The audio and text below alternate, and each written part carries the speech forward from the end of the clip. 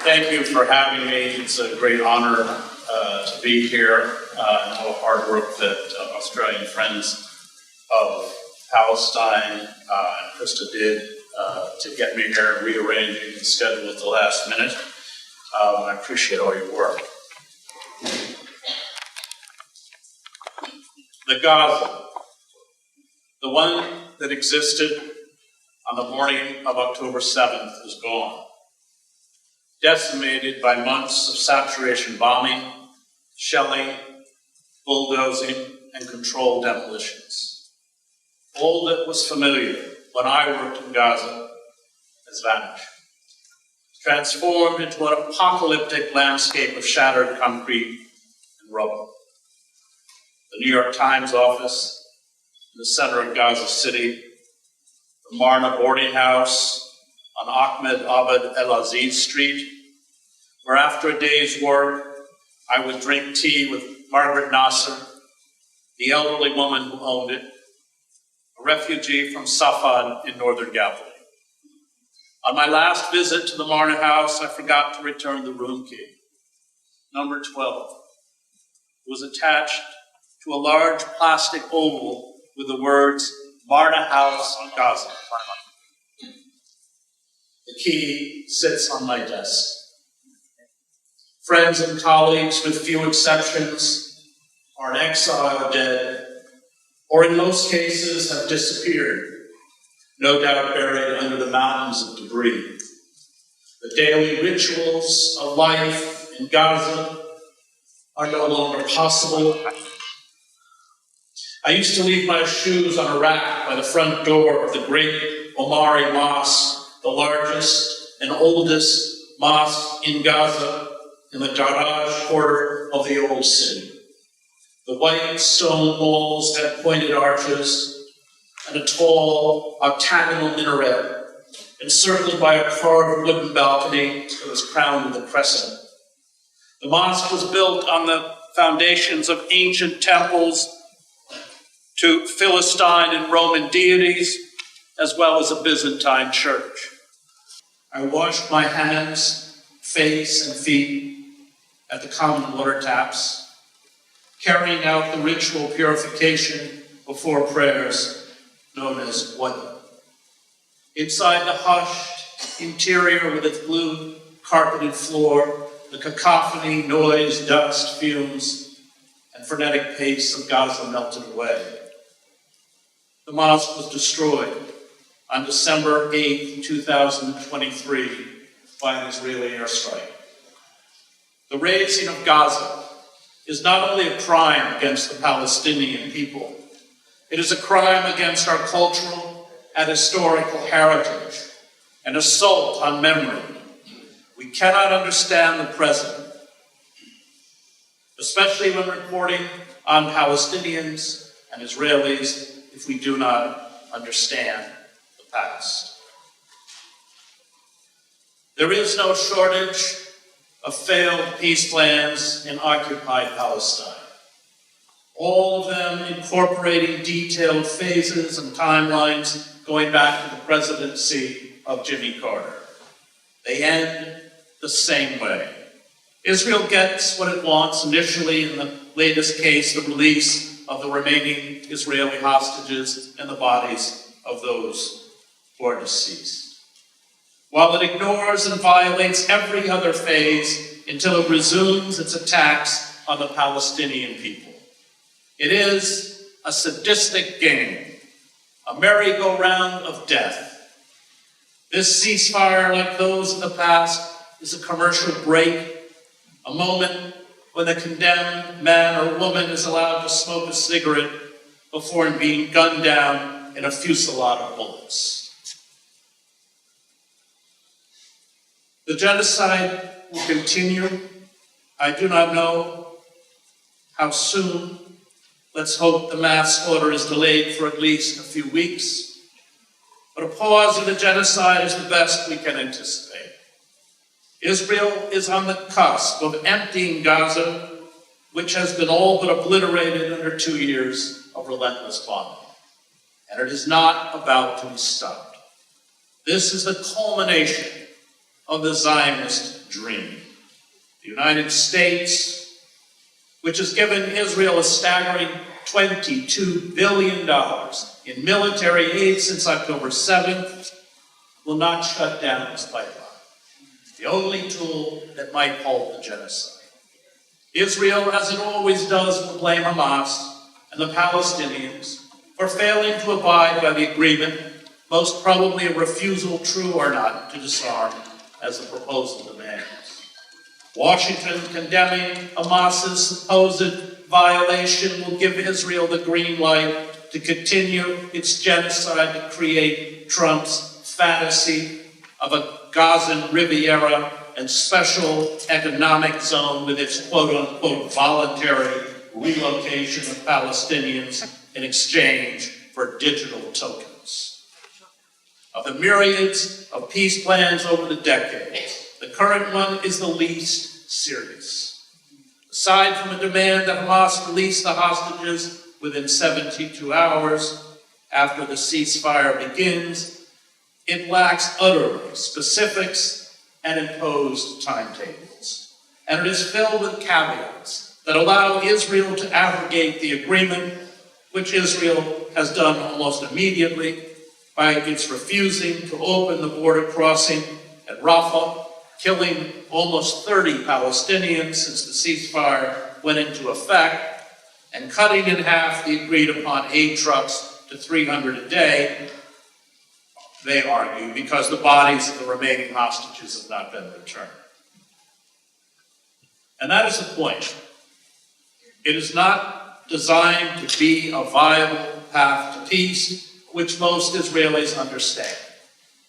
Israel's largest circulation newspaper, Israel Hayom, established by the late casino magnate Sheldon Adelson to serve as a mouthpiece for Prime Minister Benjamin Netanyahu and champion Messianic Zionism, instructed its readers not to be concerned about the Trump plan because it is, and I quote, only rhetoric.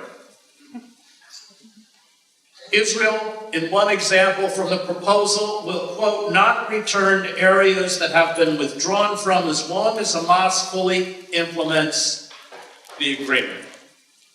Who decides if Hamas has fully implemented the agreement? Israel. Does anyone believe in Israel's good faith? Can Israel be trusted as an objective arbiter of the agreement? If Hamas, demonized as a terrorist group, objects, who will listen? How is it possible that a peace proposal ignores the International Court of Justice's July 2024 advisory opinion, which reiterated that Israel's occupation is illegal and must end? How can it fail to mention the Palestinians' right to self-determination? Why are Palestinians who have a right under international law to armed struggle against an occupying power expected to disarm, like Israel, which perpetrates the genocide and is an illegal occupying force, is not? By what authority can the U.S. establish a temporary transitional government? This is Trump and the odious Tony Blair's so-called Board of Peace, sidelining the Palestinian right to self-determination. Who gave the United States the authority to send to Gaza an international stabilization force, a thinly veiled term for foreign occupation? How are Palestinians supposed to reconcile themselves to the acceptance of an Israeli, quote-unquote, security barrier on Gaza's borders, confirmation that the occupation will continue? How can any proposal ignore the slow-motion genocide and annexation of the West Bank? Why is Israel, which has destroyed Gaza, not required to pay reparations?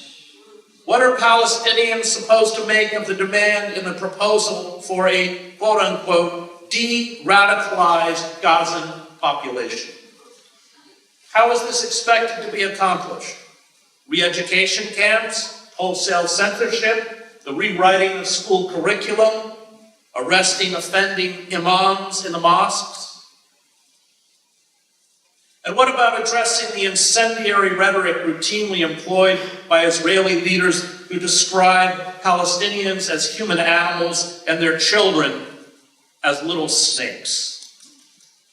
All of Gaza and every child in Gaza should starve to death. Rabbi Ronen Shalom, Israel's version of the Reverend Samuel Marsden, bellowed. I don't have mercy for those who in a few years will grow up and won't have mercy for us. Only a stupid fifth column, a hater of Israel, has mercy for future terrorists, even though today they are still young and hungry. I hope, may they starve to death. And if anyone has a problem with what I've said, that's their problem. Israel's violation of peace agreements have long historical precedents. The Camp David Accords, signed in 1978 by Egyptian President Anwar Sadat and Israeli Prime Minister Menachem Begin, without the participation of the Palestine Liberation Organization, led to the 1979 Egypt-Israel Peace Treaty, which normalized diplomatic relations between Israel and Egypt. Subsequent phases of the Camp David Accords, which included a promise by Israel to resolve the Palestinian question, along with Jordan and Egypt, permit Palestinian self-governance in the West Bank and Gaza within 5 years, and end the building of Israeli colonies in the West Bank, including East Jerusalem, were never implemented. The 1993 Oslo Accords, which I covered, recognized the PLO as the legitimate representatives of the Palestinian people. Yet what ensued was the disempowerment of the PLO and its transformation into a colonial police force. Oslo II, signed in 1995, detailed the process towards peace and a Palestinian state, but it too was stillborn. It stipulated, it's a long thing, right? It stipulated that any discussion of illegal Jewish settlements were to be delayed until final status talks. By then, Israeli military withdrawals from the occupied West Bank were scheduled to have been completed. Governing authority was poised to be transferred from Israel to the supposedly temporary Palestinian Authority. Instead, the West Bank was carved up into areas A, B, and C. The Palestinian Authority had limited authority in areas A and B, while Israel controlled all of Area C, over 60% of the West Bank, and they now control 80% of the West Bank. The right of Palestinian refugees to return to the historic lands that Jewish colonists seized from them in 1948, when Israel was created, a right enshrined in international law, was given up by the PLO leader Yasser Arafat. This instantly alienated many Palestinians, especially those in Gaza, where 75% are refugees or descendants of refugees. As a consequence, many Palestinians abandoned the PLO in favor of Hamas. Edward Said, who, like Robert Fisk, was a close friend, called the Oslo Accords, quote, an instrument of Palestinian surrender, a Palestinian Versailles, and he lambasted Arafat as the paytam of the Palestinians. The scheduled Israeli military withdrawals under Oslo never took place. There were around 250,000 Jewish colonists in the West Bank when the Oslo Agreement was signed. Their numbers today have increased to over 700,000. The journalist Robert Fisk called Oslo, quote, a sham, a lie, a trick to entangle Arafat and the PLO into abandonment of all that they had sought and struggled for over a quarter of a century, a method of creating false hope in order to emasculate the aspiration of statehood. Israel unilaterally broke the last 2-month-long ceasefire on March 18th of this year when it launched surprise airstrikes on Gaza. Netanyahu's office claimed that the resumption of the military campaign was in response to Hamas's refusal to release hostages, its rejection of proposals to extend the ceasefire, and its efforts to rearm. Israel killed more than 400 people in the initial overnight assault and injured over 500, slaughtering and wounding people, including children, as they slept. The attack scuttled the second stage of the agreement, which would have seen Hamas release the remaining living male hostages, both civilians and soldiers, for an exchange of Palestinian prisoners and the establishment of a permanent ceasefire, along with the eventual lifting of the Israeli blockade of Gaza. Israel has carried out murderous assaults on Gaza for decades, cynically calling the bombardment mowing the lawn. No peace accord or ceasefire agreement has ever gotten in the way, and this one will be no exception. This bloody saga is not over. Israel's goals remain unchanged: the dispossession and erasure of Palestinians from their land. The only peace Israel intends to offer the Palestinians is the peace of the grave. History is a mortal threat to the Zionist project. It exposes the violent imposition of a European colony in the Arab world. It reveals the ruthless campaign to de-Arabize an Arab country.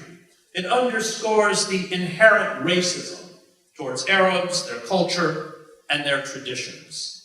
It challenges the myth that, as the former Israeli Prime Minister Ehud Barak said, Zionists created a villa in the middle of a jungle. It mocks the lie that Palestine is exclusively a Jewish homeland. It recalls centuries of Palestinian presence, and it highlights the alien culture of Zionism implanted on stolen land.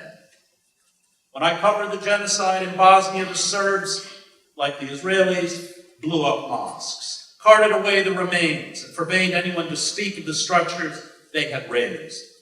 The goal in Gaza is the same: to wipe out the past and replace it with myth, to mask Israeli crimes, including genocide.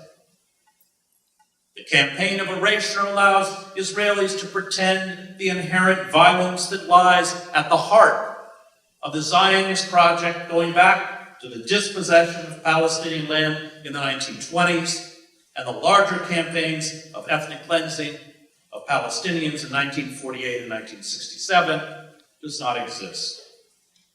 This denial of historical truth and historical identity also permits Israelis to wallow in eternal victimhood.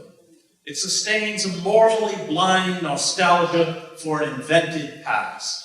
If Israelis confront these lies, it threatens an existential crisis. It forces them to rethink who they are, and most prefer the comfort of illusion. The desire to believe is more powerful than the desire to see. As long as truth is hidden, as long as those who seek truth are silenced, it is impossible for any society to regenerate and reform itself. It becomes calcified. Its lies and dissimulation must be constantly renewed. And truth is dangerous. Once it is established, it is indestructible.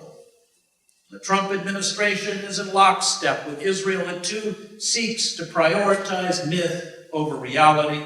It too silences those who challenge the lies of the past and the lies of the present. This genocide is the culmination of an historical process that is not an isolated act. The genocide is the predictable denouement of Israel's settler colonial project. It is coded within the DNA of the Israeli apartheid state. It is where Israel had to end up. Every horrifying act of Israel's genocide has been telegraphed in advance, and it has been for decades. The dispossession of Palestinians of their land is the beating heart of Israel's settler colonialism.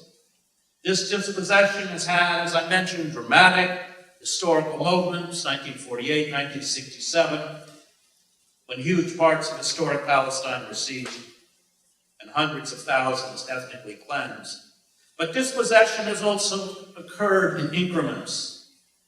The slow motion theft of land and steady ethnic cleansing in the West Bank, including East Jerusalem.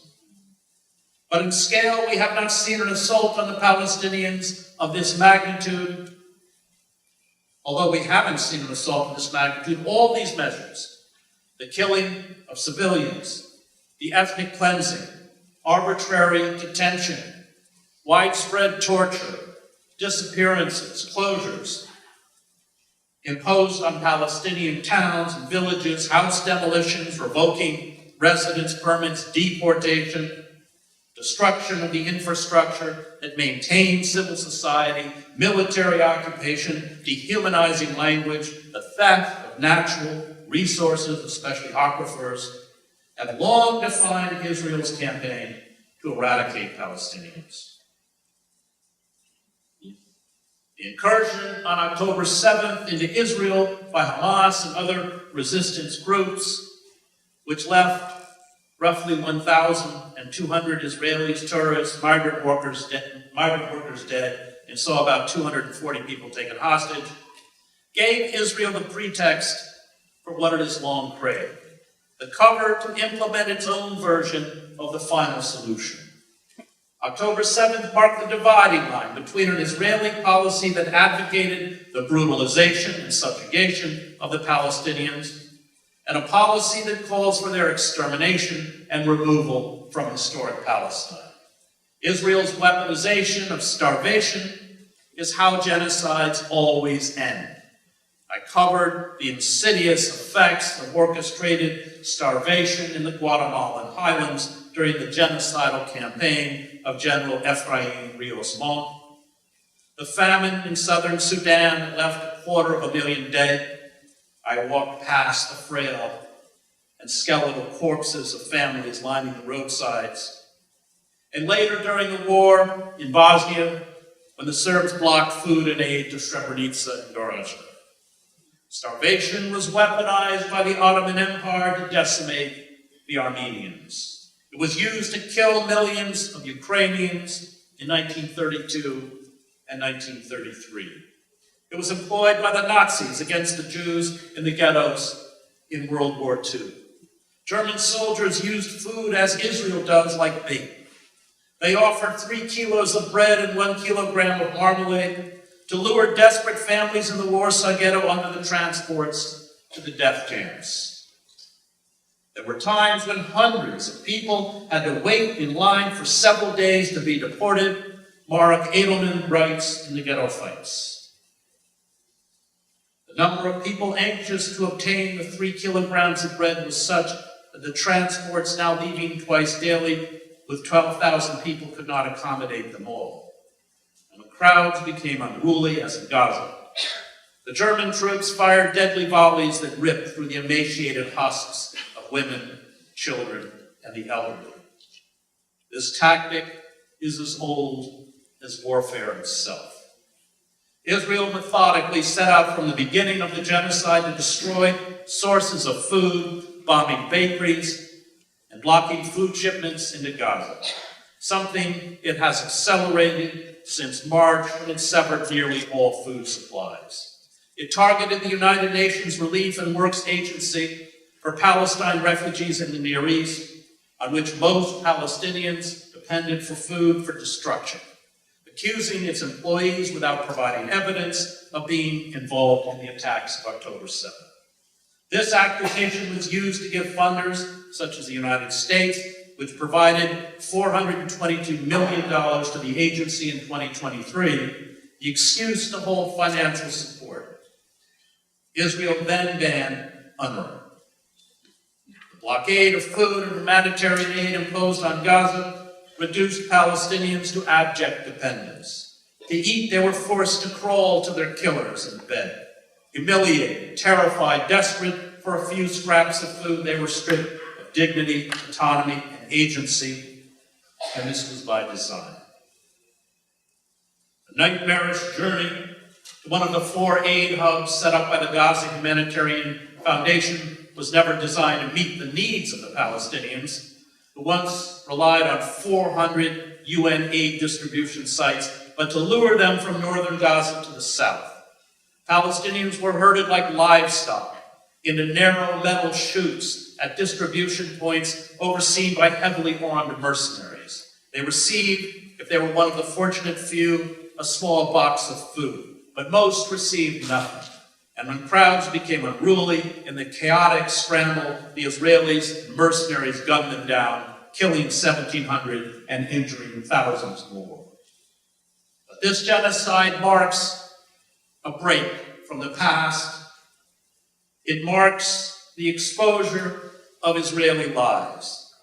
The lie of the two-state solution, the lie that Israel respects the laws of war to protect civilians, the lie that Israel bombs hospitals and schools only because they are used as staging areas by Hamas, the lie that Hamas uses civilians as human shields when Israel routinely forces captive Palestinians dressed in Israeli army uniforms with their hands bound to enter potentially booby-trapped tunnels and buildings ahead of Israeli troops. The lie that Hamas or Palestine Islamic Jihad are responsible, the charge often being errant Palestinian rockets, for the destruction of hospitals, UN buildings, or mass casualties. The lie that humanitarian aid to Gaza is blocked because Hamas is hijacking the trucks or smuggling weapons and war material. The lie that Israeli babies are beheaded or Palestinians carried out sexual assaults of Israeli women. The lie that 75% of the tens of thousands killed in Gaza were Hamas terrorists. The lie that Hamas, because it was allegedly rearming and recruiting new fighters, is always responsible for the breakdown of ceasefire agreements. Israel's naked, genocidal visage is exposed. The expansion of Greater Israel, which includes the seizing of Syrian territory in the Golan Heights, southern Lebanon, Gaza, and the occupied West Bank, where some 40,000 Palestinians have been driven from their homes since October 7th, and which I expect will soon be annexed by Israel, is being cemented into place. But the genocide in Gaza is only the start. The world is breaking down under the onslaught of the climate crisis, which is triggering mass migrations, failed states, and catastrophic wildfires, hurricanes, storms, flooding, and droughts. As global stability unravels, industrial violence, which is decimating the Palestinians, will become ubiquitous. Israel's annihilation of Gaza marks the death of a global order guided by internationally agreed upon laws and rules, ones often violated by the United States in its imperial wars in Vietnam, Iraq, and Afghanistan, but one that was at least acknowledged as an ideal. The U.S. and its Western allies not only supply the weaponry to sustain the genocide, but obstruct the demand by most nations for adherence to humanitarian law. They have carried out attacks against the only nation, Yemen, which has had the courage to try and hold the genocide. And the message this sends is clear. We have everything. If you try and take it away from us, we will kill you. Militarized drones, helicopter gunships, walls and barriers, checkpoints, coils of concertina wire, watchtowers, detention centers, deportations, brutality and torture, denial of entry visas, apartheid existence that comes with being undocumented, loss of individual rights, and electronic surveillance are as familiar to the desperate migrants along the Mexican border or attempting to enter Europe as they are to the Palestinians. Israel, which as Ronan Bergman notes in his book Rise and Kill First, has assassinated more people than any other country in the Western world, cynically employs the Nazi Holocaust to sanctify its hereditary victimhood and justify its settler colonial state, apartheid campaigns of mass slaughter, and Zionist version of Lebensraum. Primo Levi survived Auschwitz, saw the Shoah for this reason as, quote, an inexhaustible source of evil, which is perpetuated as hatred in the survivors and springs up in 1,000 ways against the very will of all, as a thirst for revenge, as moral breakdown, as negation, as weariness, as resignation. Genocide and mass extermination are not the exclusive domain of fascist Germany or even Israel. Ami César, in Discourse on Colonialism, writes that Hitler seemed exceptionally cruel only because he presided over the humiliation of the white man, applying to Europe the colonialist procedures which until then had been reserved exclusively for the Arabs of Africa, the coolies of India, and the Neg Defnic. The near annihilation of Tasmania's Aboriginal population, the German slaughter of the Herero and Amakwa, the Armenian genocide, the Bengal famine in 1943, then British Prime Minister Winston Churchill airily dismissed the deaths of 3 million Indians in the famine by calling them, quote, a beastly people with a beastly religion, along with the dropping of nuclear bombs on the civilian targets of Hiroshima and Nagasaki, illustrates something fundamental about Western civilization. The moral philosophers who make up the Western canon, Immanuel Kant, Voltaire, David Hume, John Stuart Mill, and John Locke, excluded enslaved and exploited people, indigenous peoples, colonized people, women of all races, and the criminalized from their moral calculus. In their eyes, European whiteness alone imparted modernity, moral virtue, judgment, and freedom. This racist definition of personhood played a central role in justifying colonialism, slavery, the genocide of Native Americans and First Nations people in Australia, as well as our own imperial projects and fetish for white supremacy. So when you hear that the Western canon is an imperative, ask yourself, for whom? In America, the poet Langston Hughes said, Negroes do not have to be told what fascism is in action, we know. Its theories of Nordic supremacy and economic suppression have long been realities to us. The Nazis, when they formulated the Nuremberg laws, modeled them on American Jim Crow-era segregation and discrimination laws.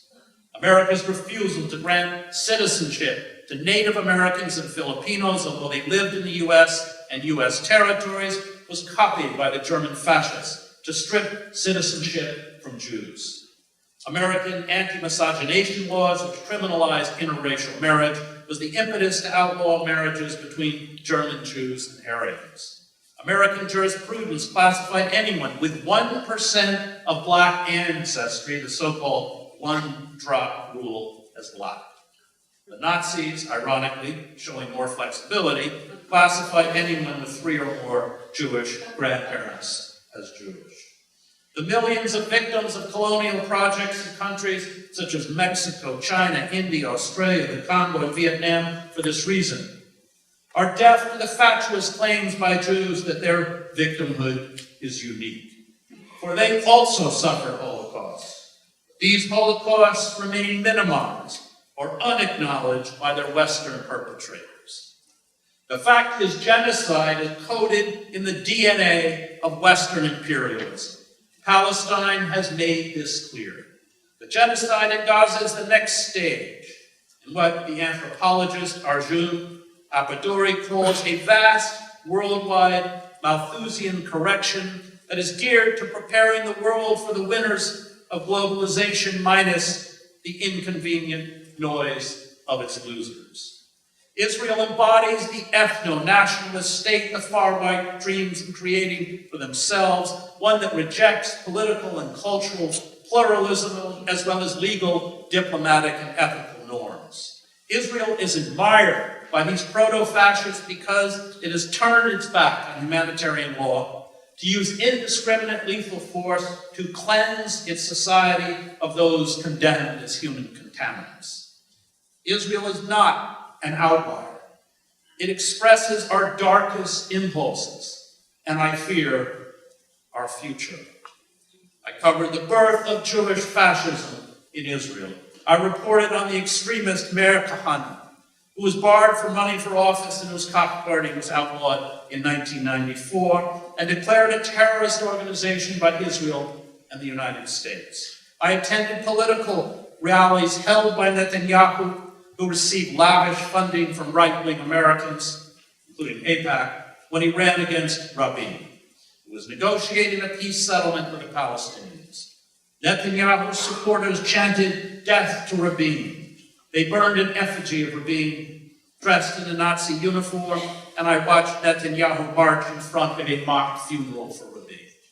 Rabin was assassinated on November 4th, 1995 by a Jewish fanatic, and Rabin's widow, Leah, blamed Netanyahu for her husband's murder.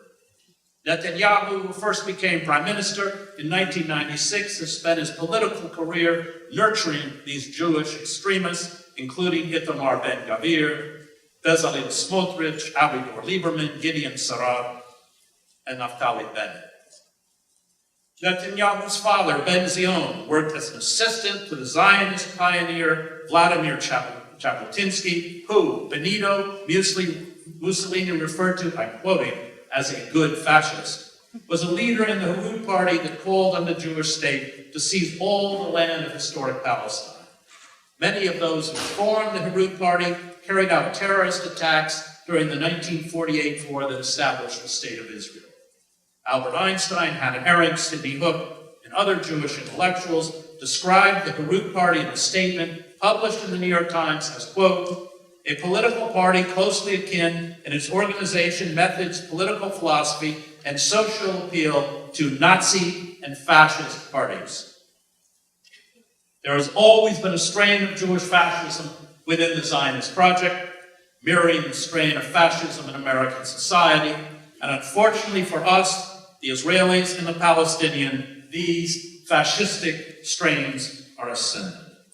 The left is no longer capable of overcoming the toxic ultranationalism that has evolved here. Zev Sternhill, a Holocaust survivor, and Israel's foremost authority on fascism, warned in 2018. The kind whose European strain almost wiped out a minority of the Jewish people. Sternhill added, we see not just a growing Israeli fascism, but racism akin to Nazism in its early stages. The decision to obliterate Gaza has long been the dream of far-right Zionists, heirs of Kahane's movement. Jewish identity and Jewish nationalism are the Zionist version of the Nazis' blood and soil. Jewish supremacy is sanctified by God, as is the slaughter of the Palestinians, who Netanyahu compares to the biblical Amalekites massacred by the Israelites. Euro-American settlers in the American colonies used the same biblical passage to justify the genocide against Native Americans. Enemies, usually Muslims, slated for extinction are subhuman, who embody evil. Violence and the threat of violence are the only forms of communication those outside the magical circle of Jewish nationalism supposedly understand. Messianic redemption will take place once the Palestinians are expelled. Jewish extremists call for the Al-Aqsa Mosque, the third holiest shrine for Muslims, built on the ruins of the Jewish Second Temple, which was destroyed in 70 CE by the Roman army, to be demolished. The mosque is to be replaced by a third Jewish temple, a move that would set the Muslim world alight. The West Bank, which the Zealots call Judea and Samaria, will be formally annexed by Israel, and Israel, governed by the religious laws imposed by the ultra-Orthodox Shas and United Judaism parties, will become a Jewish version of Iran. There are over 65 laws which discriminate directly or indirectly against Palestinian citizens of Israel and those living in the occupied territories. The campaign of indiscriminate killing of Palestinians in the West Bank, many by rogue Jewish militias who have been armed with over 10,000 automatic rifles since October 7th, along with house and school demolitions and the seizure of remaining Palestinian land, is exploding. And Israel is at the same time turning on quote-unquote Jewish traitors within Israel and abroad, who refuse to embrace the demented vision of the ruling Jewish fascists and who denounce the genocide. The familiar enemies of fascism, journalists, human rights advocates, intellectuals, artists, feminists, liberals, the left, are targeted. The judiciary, according to plans put forward by Netanyahu, will be neutered. Public debate will wither. Civil society, the rule of law, will cease to exist. And those branded as disloyal will be deported. Israel could have exchanged the hostages held by Hamas for the thousands of Palestinian hostages held in Israeli prisons, which is why the Israeli hostages were seized. And they could have done this on October 8th. And there is evidence that in the chaotic fighting that took place, once Hamas militants entered Israel, the Israeli military decided to target not only Hamas fighters, but the Israeli captives with them, killing perhaps hundreds of their own soldiers and civilians. Israel and its Western allies, James Baldwin saw, is headed towards, quote, the terrible probability that the dominant nations, struggling to hold on to what they have stolen from their captives and unable to look into their mirror, will precipitate a chaos throughout the world, which, if it does not bring life on this planet to an end, will bring about a racial war such as the world has never seen. The funding and arming of Israel by the United States and European nations as it carries out genocide has imploded the post-World War II international order. It no longer has credibility, and the West cannot lecture anyone now about democracy, human rights, or the supposed virtues of Western civilization. At the same time that Gaza induces vertigo, a feeling of chaos and emptiness, it becomes for countless powerless people the essential condition of political and ethical consciousness in the 21st century, just as the First World War was for a generation in the West. Pankaj Mishra wrote. We must name and face our own darkness. We must repent. Our willful blindness and historical amnesia, our refusal to be accountable to the rule of law, our belief that we have a right to use industrial violence to exert our will marks, I fear, the start, not the end, of campaigns of mass slaughter by industrialized nations against the world's growing legions of the poor and the vulnerable. It is the curse of Cain, and it is a curse we must remove before the genocide in Gaza becomes not an anomaly,